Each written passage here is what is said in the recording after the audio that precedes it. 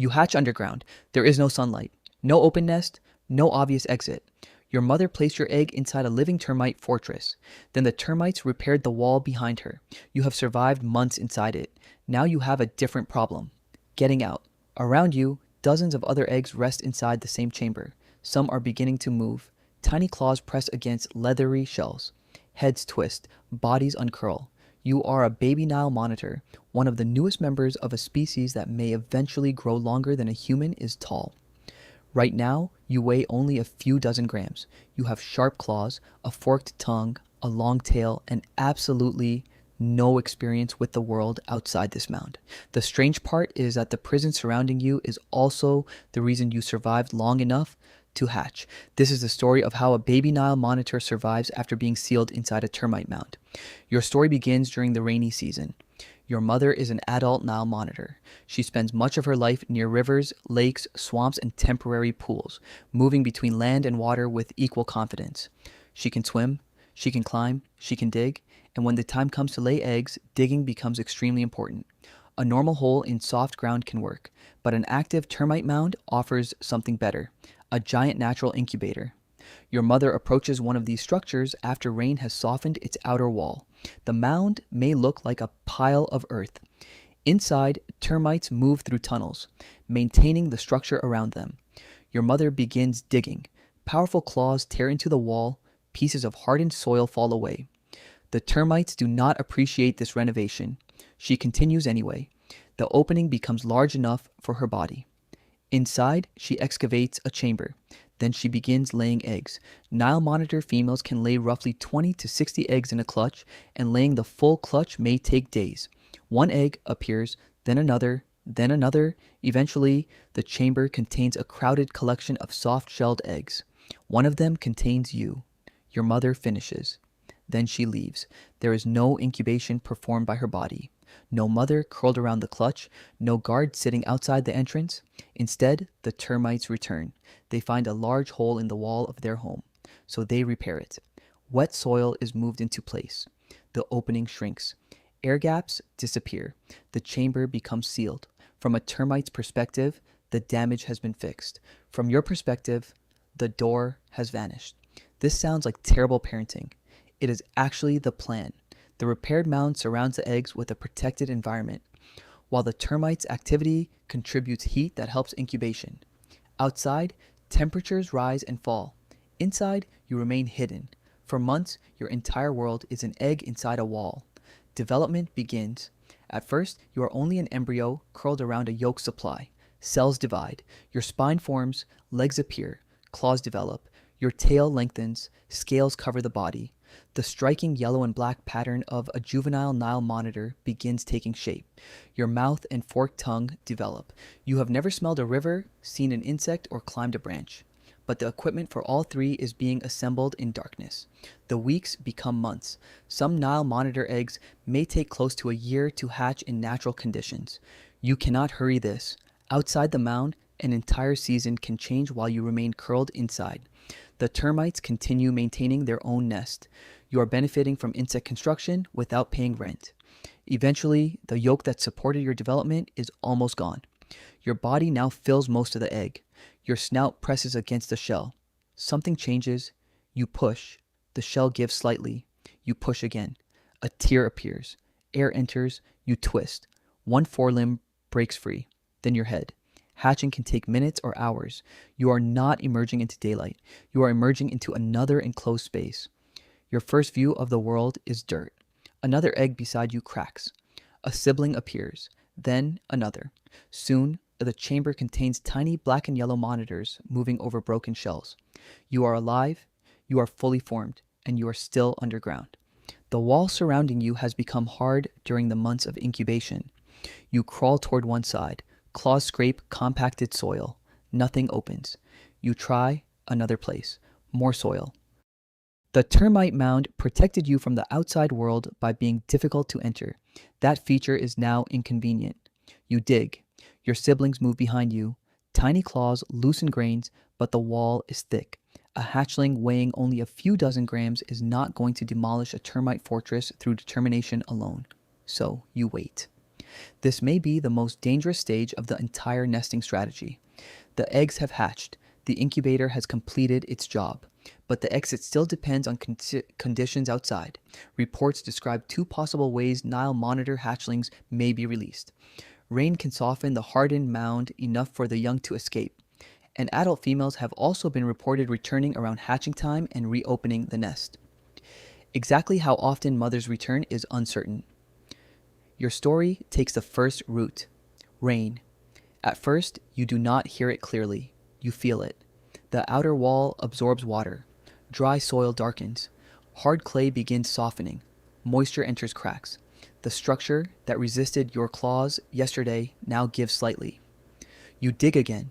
A small piece collapses. Light appears. Not much. A thin line. But after months of darkness, it is enormous. Every hatchling moves toward it. You push. The opening widens. Your head emerges first. Sunlight touches your scales. You freeze. The world is impossibly large. Grass, sky, water reflecting in the distance, branches, sounds arriving from everywhere. Inside the mound, every direction ended in soil. Outside, several directions continue farther than you can see. You crawl forward. Your claws grip the rough surface. Then your body slides free. For the first time, nothing surrounds you. One sibling emerges behind you, then another. The termite mound that served as your nursery is now something you are standing on. Your mother is nowhere nearby. She will not teach you to hunt. She will not carry you to water. Once Nile monitor hatchlings emerge, they are essentially independent. The parental plan was to place you somewhere protected long enough to finish development. After that, the contract expires. You climb down. Now the real survival story begins. At your size, almost everything looks large. A grass stem is an obstacle. A puddle is habitat. A bird shadow is a reason to stop moving immediately. Your bright juvenile pattern may break up your outline among vegetation, but camouflage only works if you do not behave like a small lizard sprinting across open ground while advertising panic. You move toward cover. Your forked tongue flicks. Particles from the environment reach your sensory system. Wet soil, plants, termites, and other insects produce a flood of new information. One insect becomes your first target. A beetle moves between leaves. You approach. The beetle continues walking. You accelerate. It changes direction. You strike beside it. The beetle escapes. You have spent months incubating for the opportunity to miss an insect from 3 centimeters away. You try again. A cricket moves through grass. This time, you wait longer. It approaches. You lunge. Your jaws close. The cricket struggles. Then it disappears into your mouth. Your first meal outside the egg is food you found yourself. Young Nile monitors are especially insect-focused compared with adults. Their jaws have not yet developed the thick, crushing form used by older monitors to handle hard-shelled prey such as large snails. For now, insects and other small animals suit you. That is fortunate. The world contains many of them. You hunt beetles, orthopterans, caterpillars, spiders. Whatever is small enough to overpower and unfortunate enough to move where you can see it. Every meal becomes growth. Growth matters because you are not the only hunter. A movement in the grass becomes a coil, a python.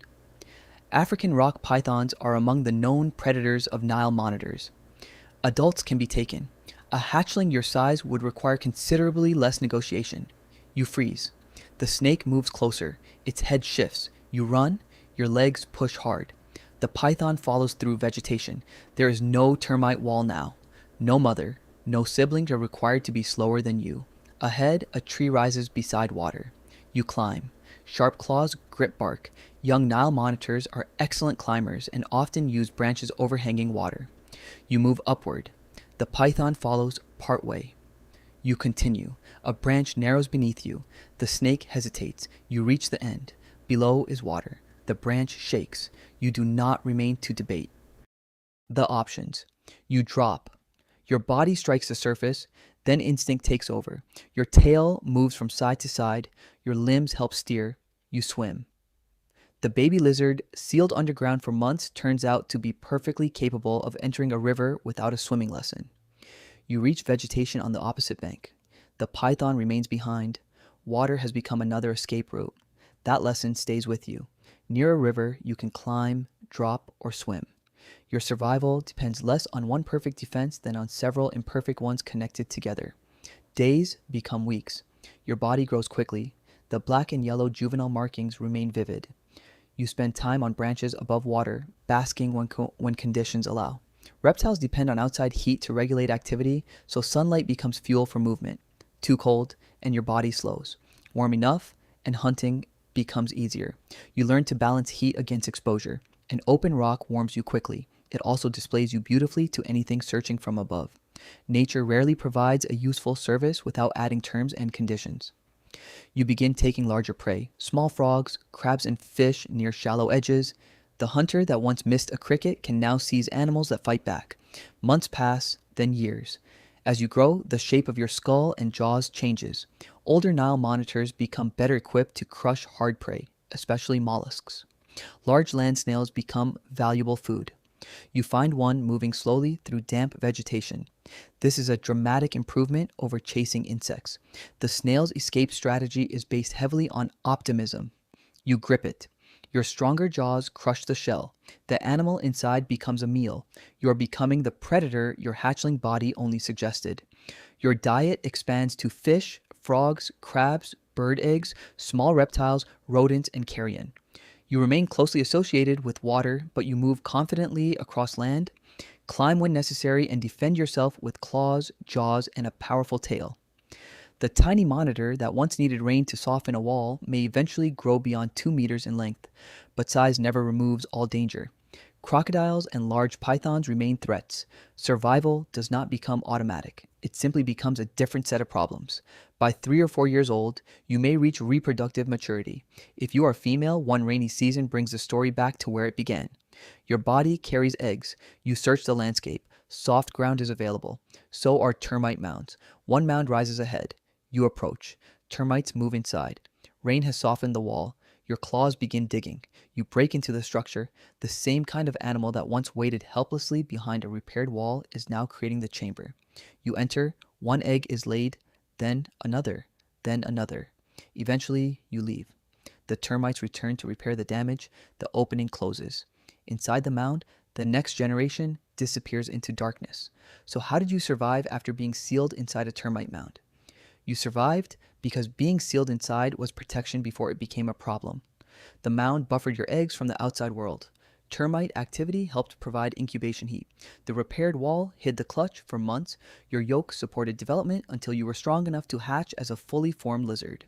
Then changing conditions gave you an exit. Rain softened what dry weather had hardened. Once outside, you were starting. Your survival depended on abilities that were ready almost immediately. You could run, climb, swim, hide, hunt, and when one escape route failed, another might still work. Yes, it is strange to be born as a Nile monitor. Your mother breaks into someone else's house. She leaves dozens of eggs inside. The owners repair the wall and accidentally become part of the incubation system. You hatch months later and discover that the protection around you has no door. Then the rain arrives, but there is beauty too. A wall softens. One claw breaks through. Sunlight enters a chamber that has been dark for most of a year. A tiny yellow and black head appears, then another.